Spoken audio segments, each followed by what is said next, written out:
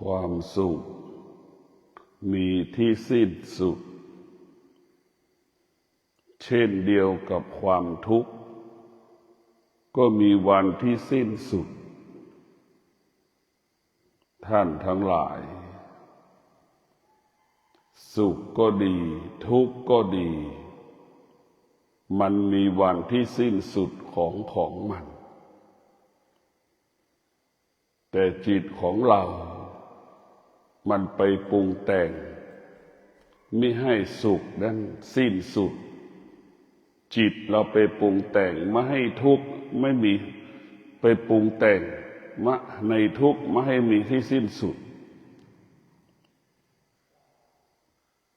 พวกเราทั้งหลายสุขกับทุกข์มีวันที่สิ้นสุดแต่จิตเราต่างหากไปปรุงแต่งไม่ให้สุขกับทุกข์ไม่ให้มันสิ้นสุดพวกเราต้องมีสติพิจารณาสุขเราต้องการมันแค่บางเวลาทุกข์เราต้องการมันแค่บางเวลาทุกอย่างเป็นแค่บางเวลามันไม่ได้อยู่กับเราตลอดเวลาสุขก็อยู่กับเราบางเวลาทุกข์ก็อยู่กับเราแค่บางเวลา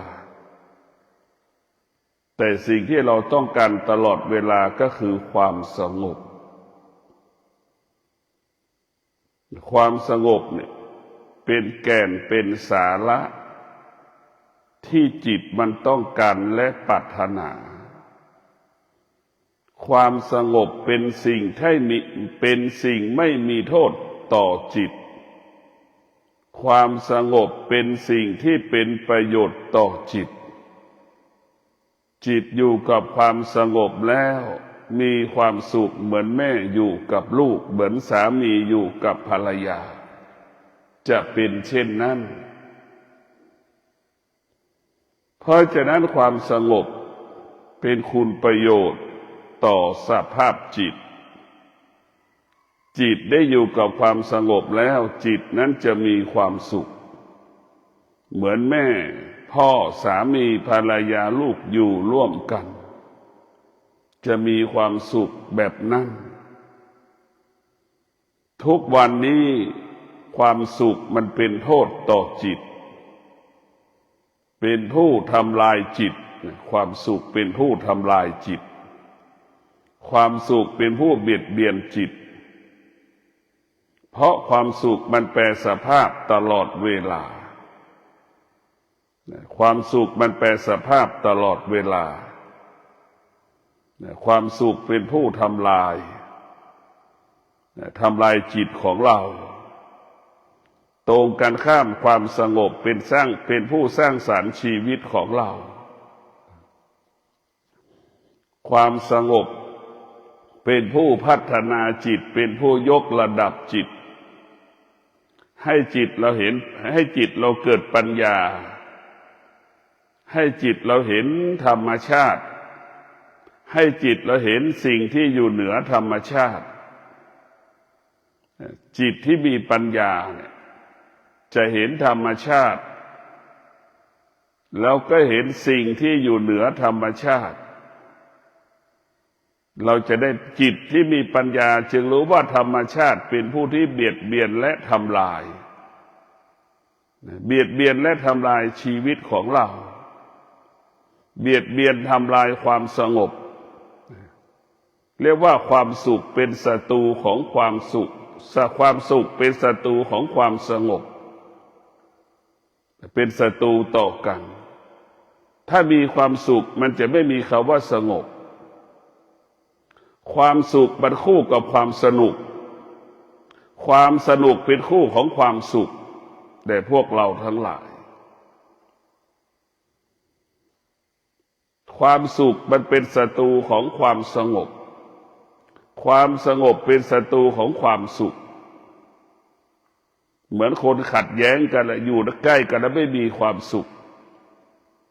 เหมือนคนเกลียดขี้หน้ากันอยู่ใกล้กันแล้วไม่มีความสุขนั่นแหละความสงบกับความสุขมันจะขัดแย้งในตัวกันเป็นที่รังเกียจซึ่งกันและกันในพวกเราทั้งหลายความสงบนั่นมันเกิดจากการฝึกฝนอบรมกายกับจิตซึ่งประกอบไปด้วยตาหูจมูกลิ้นกายใจรวมกันเป็นหนึ่งจึงเกิดคำว่าสงบมันรวมกันเป็นหนึ่งจึงเกิดคำว่าสงบตรงกันข้ามความสุข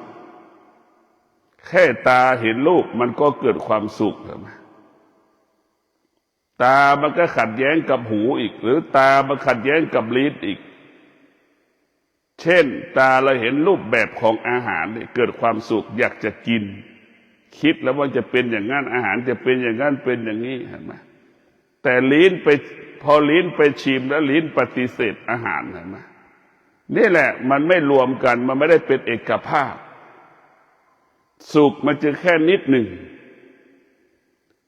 สุขมันมีแค่นิดหนึ่งในสุขมันก็ซ่อนด้วยในความสุขมันก็ซ่อนด้วยความทุกข์ตาเห็นรูปแบบของอาหารลักษณะของอาหารแล้วคิดปรุงแต่งเราว่าอาหารนั้นจะอร่อยหรือไม่อร่อยเรามาเป็นความสุขมาเป็นความทุกข์ทันทีเพราะฉะนั้นแต่ความสุขความสงบนั้นเกิดจากการฝึกฝนอบรมจิตฝึกฝนอบรมกายทั้งกายทั้งจิตต้องอาศัยตาหูจมูกลิ้นกายใจแต่รวมกันเป็นหนึ่งมันต้องเป็นตาหูจมูกลิ้นกายใจรวมกันเป็นหนึ่งจึงเกิดคำว่าสงบสุขคำว่าสงบสุขตรงนี้กับความสุขมันก็แตกต่างกันความสุขต้องมีคนต้องมีวัตถุต้องมีสิ่งของต้องมีสถานที่แต่ความสงบสุขนั้นไม่มีตัวตนไม่มีบุคคลไม่มีวัตถุไม่มีสิ่งของความสุขความสงบสุขเปรียบเสมือนเราได้กินดอกไม้จากต้นไม้เป็นอย่างนั้นแหละความสงบสุขกินดอกไม้ที่มันส่งความหอม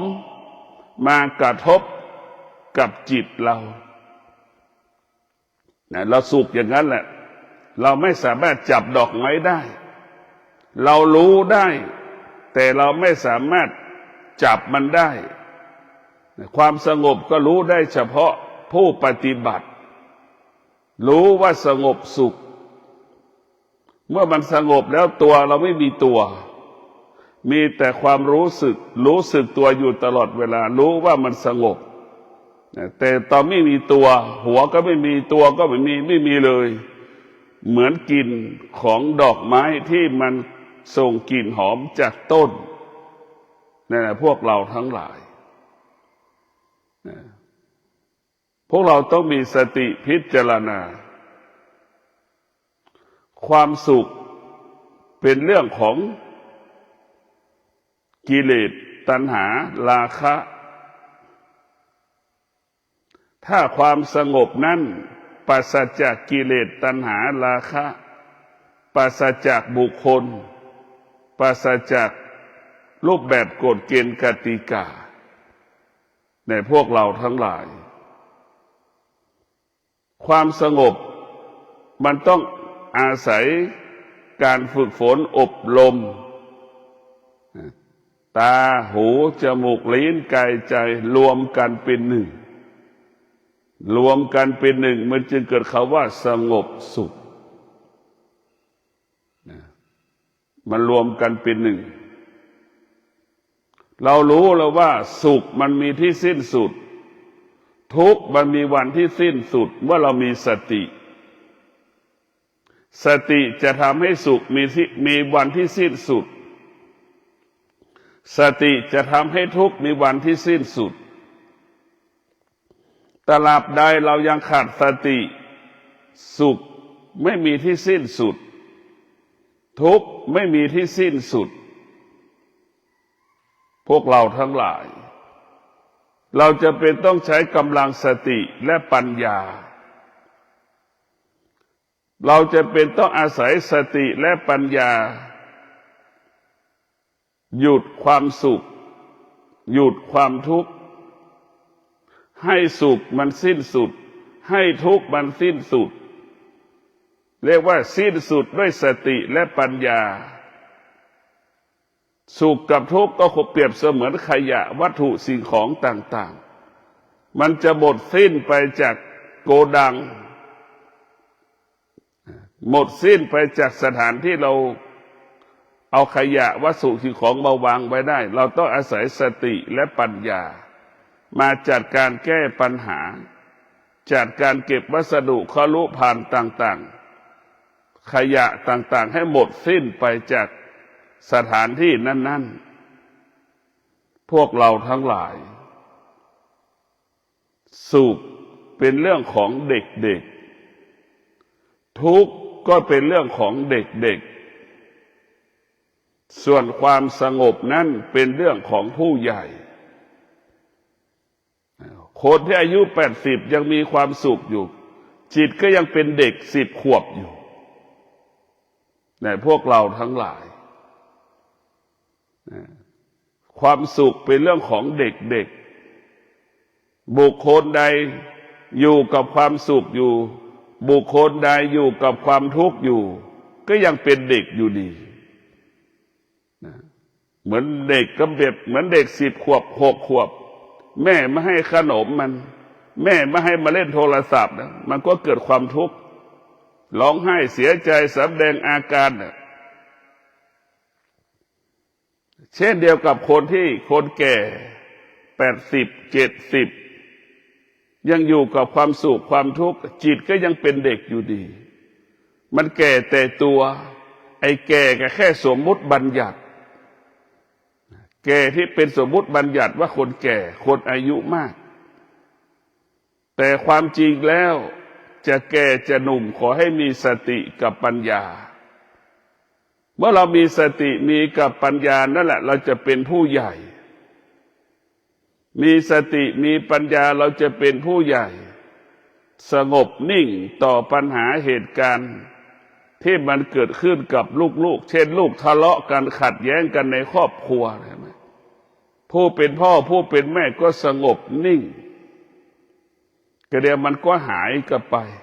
ก็เดี๋ยวมันก็จากเราไปเดี๋ยวมันก็จางไปเหมือนกลิ่นของเน่าของเหม็นของหอมเนี่ยแล้วมันก็จากเราไปอารมณ์ความรู้สึกที่เรารู้สึกก็เป็นเช่นนั้นแหละสุขก็ดีทุกข์ก็ดีพอใจก็ดีไม่พอใจก็ดีที่มันเกิดขึ้นที่สุดมันก็จากเราไปสุขก็เปรียบสุขเป็นสิ่งที่ไม่ทนทุกข์ก็เป็นสิ่งที่ไม่ทนสุขมันก็เสื่อมทุกข์มันก็เสื่อมมันเป็นความเสื่อมทั้งสิ้นถ้าเราเห็นเช่นนี้แล้วเราก็ไม่ต้องไปยึดติดมันเรามีสติมีปัญญาเราจึงอยู่เหนือความรู้สึกอยู่เหนือความรู้สึกที่เรารู้สึกเรามีสติเรามีปัญญาเราไม่ตอบสนองความรู้สึกที่เรารู้สึกเรามีสติเรามีปัญญาเราละความรู้สึกที่เรารู้สึกเรามีสติเรามีปัญญาเราจึงอยู่เราจึงไม่ตามรู้ที่เรารู้สึกเราจึงไม่มีเหตุผลกับสิ่งที่เรารู้สึกเพราะสิ่งที่เรารู้มันไม่เที่ยงสิ่งที่เรารู้มันไม่เที่ยงมันเปลี่ยนแปลงและแปรสภาพไปตามกาลเวลาดังสามีที่มีสติสามีแล้วก็จะเกิดความสงบอยู่เหนืออารมณ์ภรรยาอยู่เหนืออารมณ์ของลูกๆเช่นเดียวกับภรรยาที่มีสติภรรยานั้นก็จะเป็นผู้ที่อยู่เหนือสามีตนเองภรรยาที่มีสติ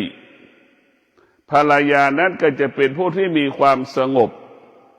อยู่กับความทุกข์นั้นได้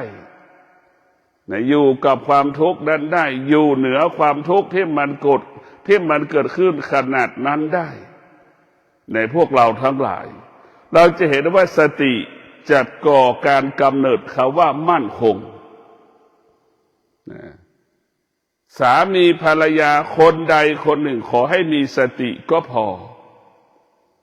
ถ้าสามีภรรยาคู่นั้นขาดสติทั้งคู่นั้นอยู่กันไม่ได้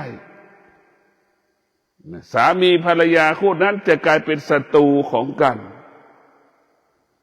แต่ถ้าสามีภรรยาคู่ไหนคนใดคนหนึ่งมีสติเนี่ยมันยังเป็นมิตรต่อกันยังให้อภัยกันเหมือนแม่อภัยให้กับลูกลูกจะทำผิดกี่สิบครั้งแม่กับพ่อก็ลดโทษยกโทษให้กับลูกเช่นเดียวกับสามีหรือภรรยาคนใดคนหนึ่งที่มีสติก็จะยกโทษให้กันและกันให้โอกาสกันและกันได้เริ่มต้นใหม่นี่แหละคือสติมันมีพลังในพวกเราทั้งหลายครอบครัวใดที่ได้สามีมีสติครอบครัวนั้นจะโชคดีครอบครัวใดที่ได้ภรรยามีสติครอบครัวนั้นก็โชคดีคำว่าโชคดีก็คือสตินี่แหละผู้ที่ประกอบอาชีพมีสติก็ประสบความสำเร็จในการประกอบอาชีพผู้ปฏิบัติหน้าที่ไม่ว่าลูกจ้างนายจ้างมีสติก็ประสบความสำเร็จในการปฏิบัติหน้าที่ประสบความสำเร็จในการประกอบอาชีพนั้นๆในพวกเราทั้งหลายผู้ปฏิบัติธรรมมีสติก็ประสบความสำเร็จในการปฏิบัติธรรม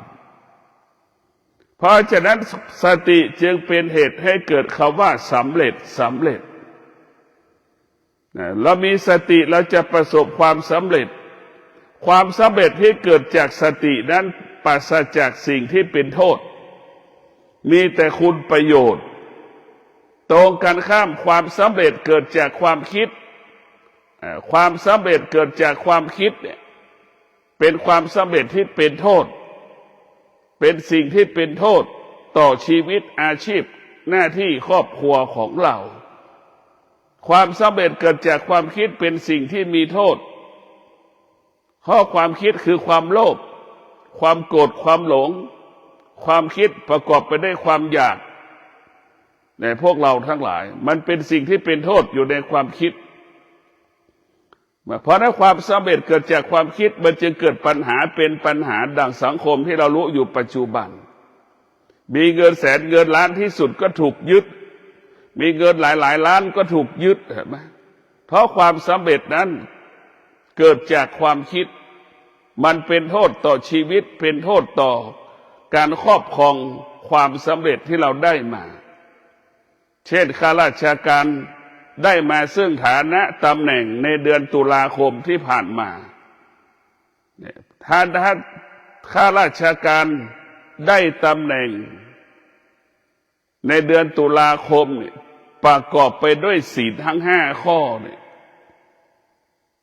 จะทำให้ข้าราชการผู้นั้นมั่นคงขณะเดียวกันข้าราชการได้ตำแหน่งเกิดจากการล่วงละเมิดศีล5 ข้อเนี่ยการได้มาซึ่งตำแหน่งนั้นไม่มั่นคงนะพวกเราทั้งหลายสติมันจะให้เราอยู่กับความเป็นจริงความจริงก็คือสิ่งที่สร้างสรรค์ชีวิตให้จิตใจเบิกบานผ่องใสตลอดเวลานั่นคือสติส่วนความคิดนั้นจะทำให้จิตเศร้าหมองสะเทือนหวั่นไหวตลอดเวลาในพวกเราทั้งหลายเราอยากเห็นความคิดไหมก็เหมือนเราอยากเห็นความคิดก็เหมือนลูกของเรานั่นแหละลูกส่วนมากจะทำให้แม่สะเทือนหวั่นไหวเศร้าโศกเสียใจทุกข์ใจอยู่ตลอดเวลานั่นแหละคือความคิดส่วนพวกเราทั้งหลายส่วนสติเปรียบเสมือนแม่จะไม่ทำให้ลูกร้องไห้เสียใจสะเทือนและหวั่นไหวจะทำให้แม่นั้นจะทำให้ลูกมีแต่ความสุขมันแตกต่างกันเพราะฉะนั้นสติจะอยู่กับความเป็นจริงสติอยู่กับความเป็นจริง ดังเช่นสามีมีสติสามีก็จะคิดถึงภรรยาตัวเองตลอดเวลาอยู่กับความเป็นจริงจะไม่ออกเส้นทางนอกคำว่าสามีจะอยู่ในเงื่อนไขของคำว่าสามีตลอดเวลานั่นแหละคือสติอยู่กับความเป็นจริงเช่นเดียวกับภรรยาจะรักษาคำว่าการเป็นภรรยาของที่ดีของสามีเมื่อเรามีสติภรรยาก็จะทำหน้าที่การเป็นภรรยาด้วยสตินี่แหละจะรักษาคำว่าการเป็นภรรยาที่ดีของสามีจะไม่ออกเส้นทางของคำว่าภรรยาที่ดีสติจะรักษาคำว่าภรรยาสติจะรักษาคำว่าการเป็นสามีขนาดเดียวกันสติเป็นผู้ปรับปรุงเปลี่ยนแปลงแก้ไขจิตเป็นผู้แก้ไขจิตเช่นสามีหลงทางหลงผิดไปอยู่กับผู้หญิงคนอื่นเนี่ยพอมีสตินั่นแหละจะปรับปรุงเปลี่ยนแปลงแก้ไขจิตให้จิตเห็นความจริงให้จิตอยู่กับความเป็นจริงจนถึงที่สุดก็ยอมรับความเป็นจริงยอมรับความเป็นจริงแต่พวกเราทั้งหลายสติจะเป็นผู้รักษาสติจะเป็นผู้ที่ส่งเสริมสติจะเป็นผู้พัฒนาจิตของเราส่งเสริมจิตของเราพัฒนาจิตของเรายกระดับจิตของเราให้ดียิ่งขึ้นไปนะพวกเราทั้งหลายเราจะเห็นว่าสตินั้นมันจะเป็นผู้ที่เตือนสติเราตลอดเวลาผิดสติมันก็เตือนถูกสติมันก็เตือน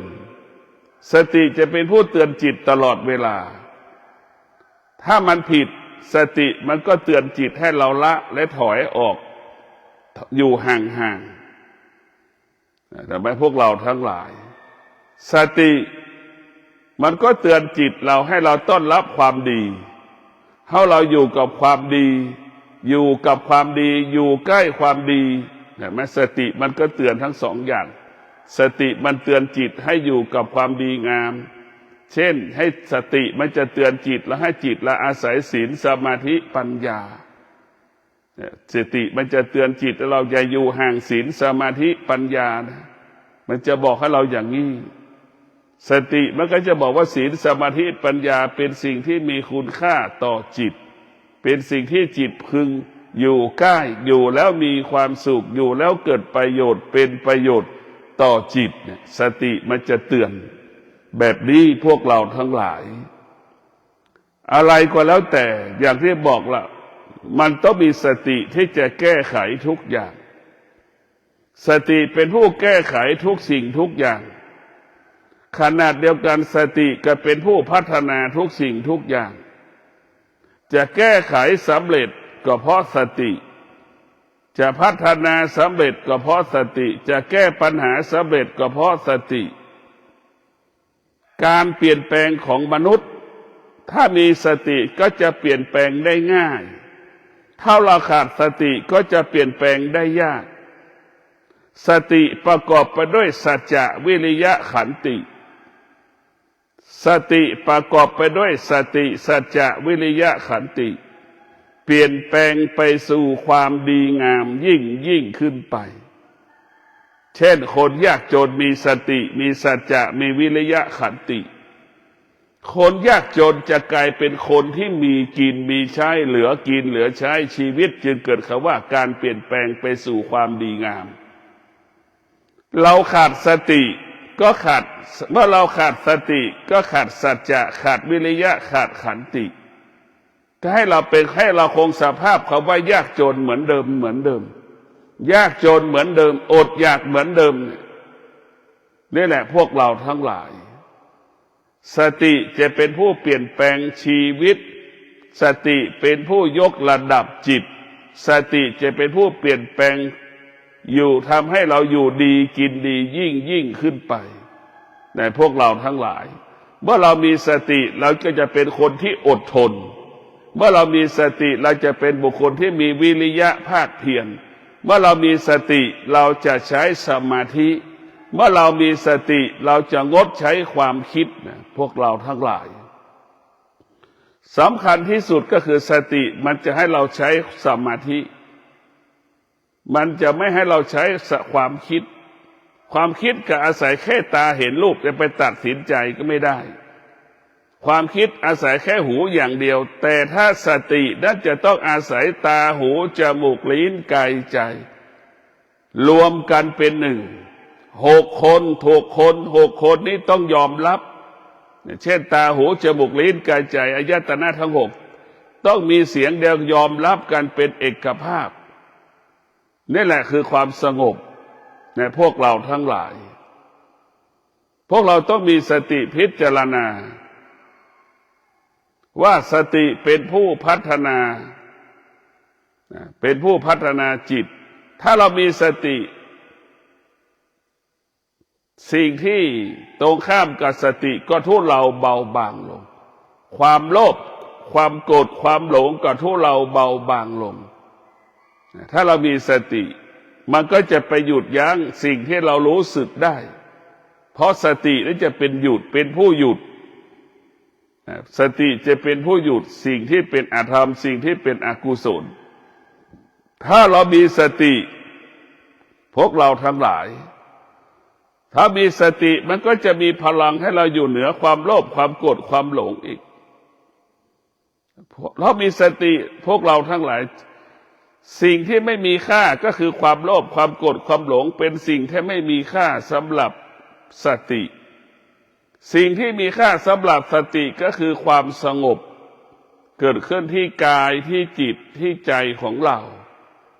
นี่คือสำคัญที่สุดในพวกเราทั้งหลายเราต้องพิจารณาทุกวันนี้คนทั้งโลกมีแต่ความคิดทุกวันนี้คนทั้งโลกใช้ความคิดความคิดนั้นเป็นเรื่องเฉพาะส่วนตนจะเห็นแต่ผลประโยชน์ส่วนตน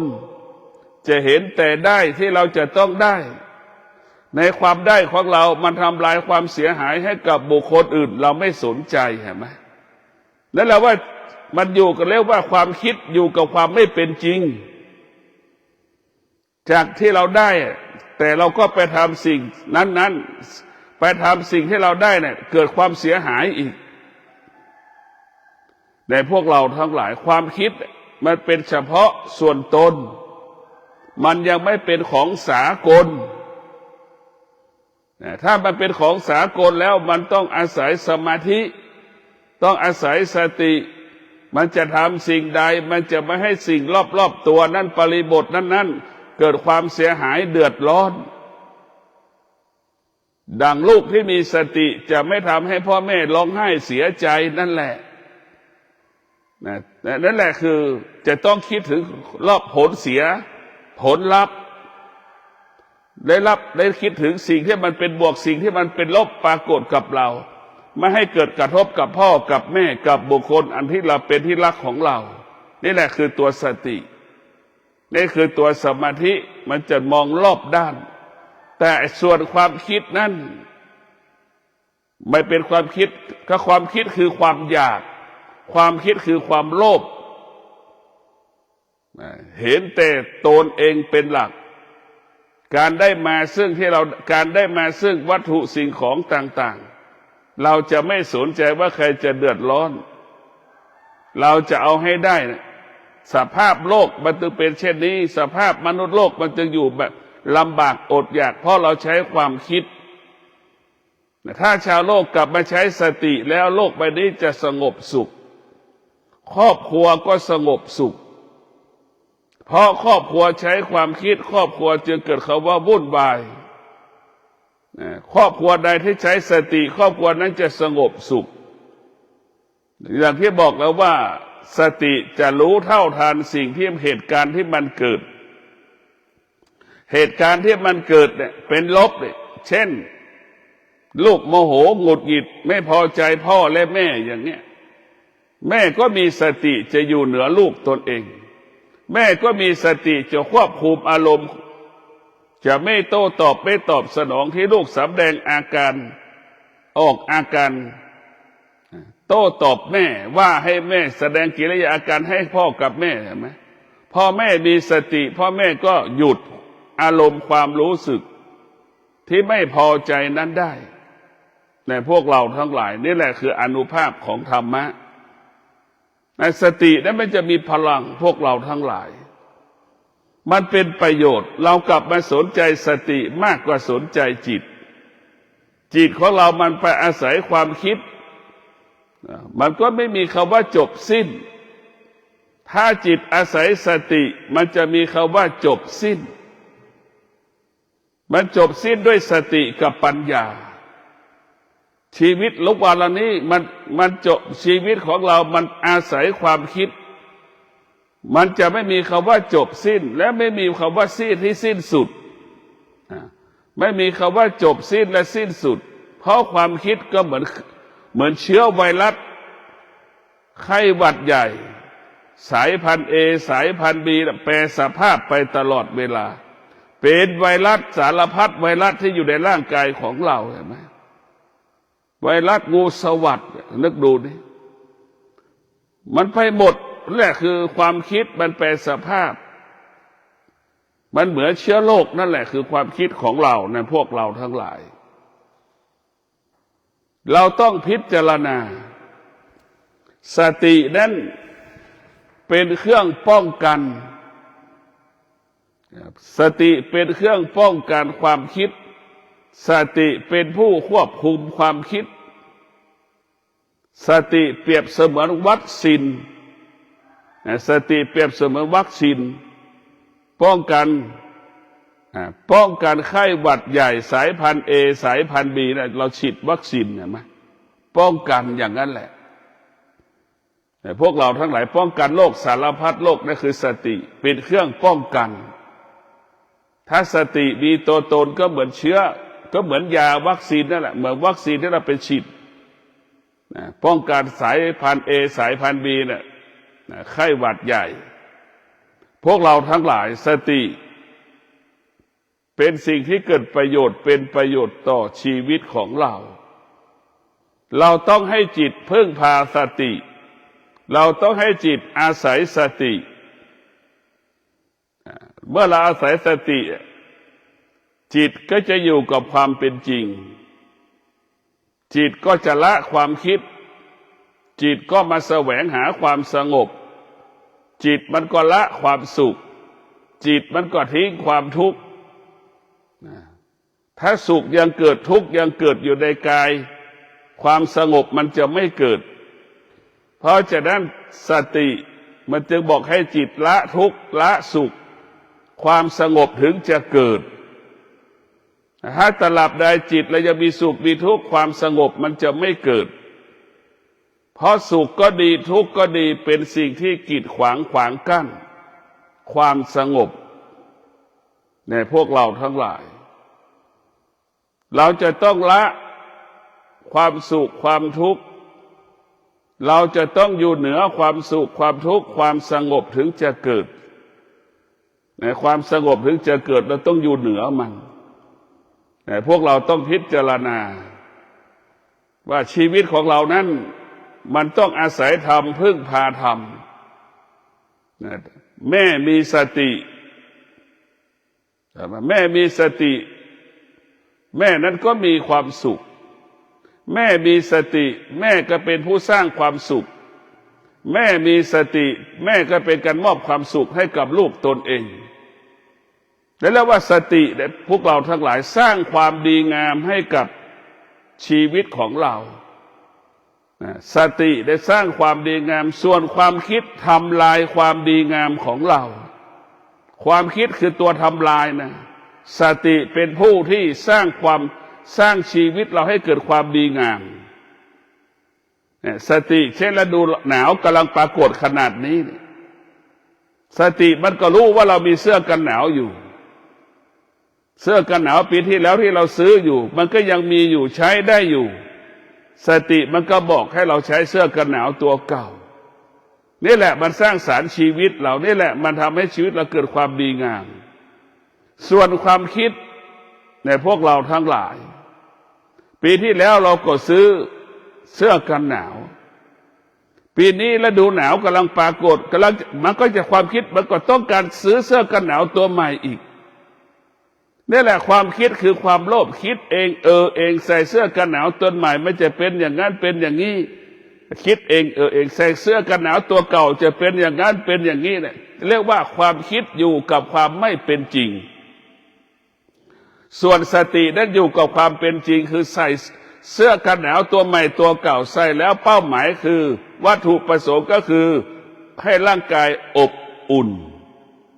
ให้ร่างกายอบอุ่นนั่นแหละคือเป้าหมายของการใส่เสื้อผ้าผู้ที่มีสติผู้ที่อาศัยสติจึงอยู่กับความเป็นจริงเสื้อก็ใส่เสื้อหลายๆตัวซ้อนกันมันก็สามารถทำให้ร่างกายอบอุ่นได้นี่แหละคือผู้ที่มีสติก็ไม่ต้องใช้เงินแต่คนที่ขาดสติไปอาศัยความคิดจะซื้อเสื้อกันหนาวฤดูหนาวทุกปีก็ซื้อเสื้อแล้วซื้อเสื้อกันหนาวทุกปีพวกเราทั้งหลายเนี่ยไอ้จิตผู้ไม่รู้มันก็สะสม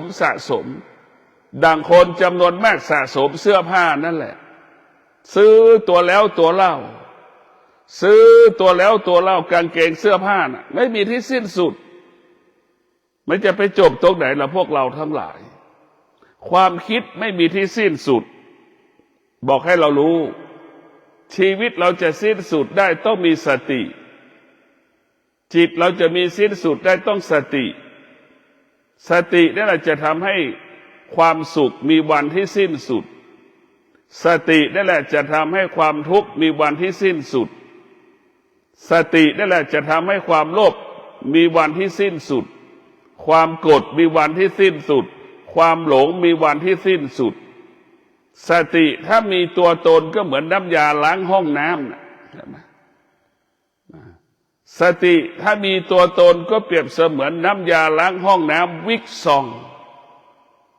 ความโลภความโกรธความหลงความสุขความทุกข์เปรียบเสมือนคราบที่มันเปื้อนติดฝาผนังห้องน้ำนะเราเอาน้ำยาล้างห้องน้ำวิกซองเป็นลาดลงนี่มันจะออกสิ่งคราบที่เปื้อนมันออกหมดในพวกเราทั้งหลายคราบที่เปื้อนออกหมดจึงฝากให้พวกเราได้มีสตินั้นมันมีพลังและมันมีอานุภาพกำจัดขจัดสิ่งที่เป็นอธรรมสิ่งที่เป็นอกุศลออกไปจากกายออกไปจากจิตสติเป็นผู้ที่สร้างสรรค์ให้กายกับจิตอยู่กับศีลสมาธิปัญญาให้กายกับจิตอาศัยสัจจะวิริยะขันติเรียกว่าสติสัจจะวิริยะขันติมันก็มีค่าเท่ากับยามเฝ้าบริษัทเท่ากับพนักงานอยู่บริษัทจะทำหน้าที่ปกป้องผลประโยชน์ของบริษัทจะสร้างสรรค์บริษัทให้เกิดคำว่าเจริญรุ่งเรืองงอกงามนั่นแหละสติสัจจะวิริยะขันติเราจะเห็นว่าพนักงานบริษัทไหนก็แล้วแต่มีสติก็จะเป็นผู้ปกป้องผลประโยชน์ของบริษัทพนักงานคนไหนที่มีแต่ความคิดก็จะทำลายผลประโยชน์ของบริษัทเพราะเราบอกแล้วว่าความคิดอยู่กับความไม่เป็นจริงสติอยู่กับความเป็นจริงจะปกป้องในพวกเราทั้งหลายบุคคลที่มีสติเดินผ่านก๊อกน้ำมันเปิดทิ้งไว้อย่างเงี้ยคนที่มีสติก็จะเป็นผู้ที่เสียสละบุคคลที่มีสติก็จะเป็นบุคคลที่เห็นผลประโยชน์ก็ไปปิดก๊อกน้ำปิดวาล์วน้ำเห็นไหมไม่ให้น้ำมันไหลไม่ให้น้ำมันออกเสียดายน้ำนี่แหละผู้ที่มีสติเป็นผู้ที่ปกป้องผลประโยชน์ทั้งที่ไม่ใช่ของเราแค่เราเดินผ่านก็จะไปปิดก๊อกน้ำวาล์วน้ำได้ส่วนคนที่มีความคิดจะเป็นคนที่เห็นแก่ตัวเป็นคนที่มีความคิดเป็นคนที่เห็นแก่ตัว เห็นก๊อกน้ำมันไหลตรงนั้นมีคนเปิดก๊อกน้ำไว้เบาน้ำไว้น้ำมันไหลมันก็เดินผ่านมันไม่รู้สึกใดๆทั้งสิ้นนั่นแหละคนที่มีความคิดจะเห็นแก่ตัวนะมันจะไม่เสียสละก็ปล่อยให้น้ำมันไหลอย่างนั้นแหละมันไม่สนใจนะพวกเราทั้งหลายคนที่มีสติกับคนที่มีความคิดแตกต่างคนที่ใช้สติคนที่ใช้ความคิดก็แตกต่างกันเพราะฉะนั้นพวกเราทั้งหลายคนที่บำเพ็ญตนเป็นสาธารณประโยชน์คนนั้นแหละมีสติในพวกเราทั้งหลายคนที่สนับสนุนบุคคลที่บำเพ็ญตนต่อสาธารณประโยชน์คนเหล่านั้นก็มีสติเห็นไหมรู้ว่าองค์กรนี้วัดนี้สถานที่นี้เป็นประโยชน์ต่อประเทศชาติเขาก็ไปสนับสนุนให้เข้าปลาอาหารปัจจัยสี่เงินทองไปสนับสนุนองค์กรนั้นให้เป็นตัวแทนเราทำดีเพื่อชาติเพื่อประเทศชาติบ้านเมืองอย่างนี้ผู้ที่มีสติคือจึงเป็นผู้ที่เสียสละดังครูบาเจ้าศรีวิชัยเห็นไหมเป็นผู้ที่เสียสละสร้างถนนขึ้นสู่พระธาตุดอยสุเทพเห็นไหมนั่นแหละผู้ที่มีสติบำเพ็ญตนประพฤติตนเป็นประโยชน์เกิดประโยชน์ดังครูบาเจ้าศรีวิชัยหลวงปู่มั่นก็เป็นผู้ที่มีสติสลัดความสุขของตนเองไปแสวงหาความจริงอันที่แท้จริงก็คือแก่นแห่งธรรมหลวงปู่มั่นจึงได้พบธรรมบรรลุธรรมหลวงปู่มั่นจึงเอาธรรมที่รู้ธรรมมาอบรมสั่งสอนสาวกทั้งหลายสั่งสอนลูกศิษย์ทั้งหลายสั่งสอนพระสงฆ์ทั้งหลายให้รู้ตามและปฏิบัติตามสืบเนื่องต่อเนื่องมาถึงปัจจุบันนี้ก็ได้เพราะสตินั่นแหละพวกเราทั้งหลายจะเป็นผู้เสียสละเพราะนั้นหลวงปู่มั่นก็เป็นผู้ที่เสียสละไม่เห็นแก่ส่วนตน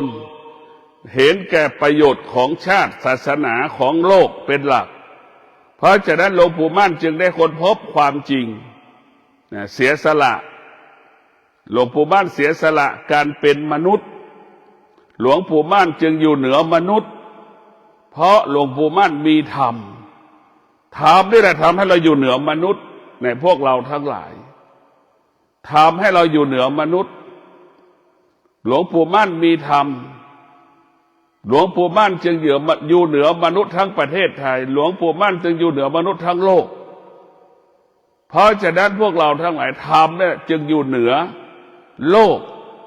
ธรรมได้อยู่เหนือโลกธรรมได้อยู่เหนือธรรมชาติในพวกเราทั้งหลายธรรมอยู่เหนือธรรมชาติร่างกายของหลวงปู่มั่นหลวงครูบาเจ้าศรีวิชัยเป็นธรรมชาติแต่หลวงปู่มั่นครูบาเจ้าศรีวิชัยปฏิบัติตนประพฤติตนด้วยธรรมให้อยู่เหนือธรรมชาติหลวงปู่มั่นจึงอยู่เหนือคนทั้งโลก